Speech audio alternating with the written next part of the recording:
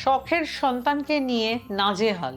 সন্তান প্রচণ্ড চঞ্চল, অস্থির, পড়তে বসানো মুশকিল, পড়তে বসলেও প্রচণ্ড চঞ্চল, 5 বার জল খেতে উঠছে, 3 বার বাথরুম যাচ্ছে। মোট কথা, দেহ তো রয়েছে পড়ার টেবিলে, কিন্তু মন বিশ্ব ব্রহ্মাণ্ড ভ্রমণ করছে। মানে পড়ার টেবিলে বসে ভাবছে অন্য কিছু। যারা সন্তান নিয়ে এইরকম সমস্যাতে ভুগছেন, তারা পূর্ব দিকে মুখ করে টেবিলে পড়তে বসান। টেবিলে সবুজ রঙের কাপড় পেতে দিন। একটা ছোট্ট রূপোর পাত্রে 5টি এলাচ রেখে দিন। দেখবেন চন্দ্র শক্তিশালী হবে, মানসিক একাগ্রতা বাড়বে, চঞ্চলতা কমবে। আর টেবিলে ছোট্ট একটি গণেশজির মূর্তি রাখুন।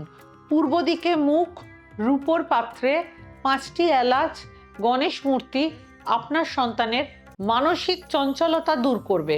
সচেতন বাবা মারা করেই দেখুন, আমূল পরিবর্তন পাবেন সন্তানের জীবনে।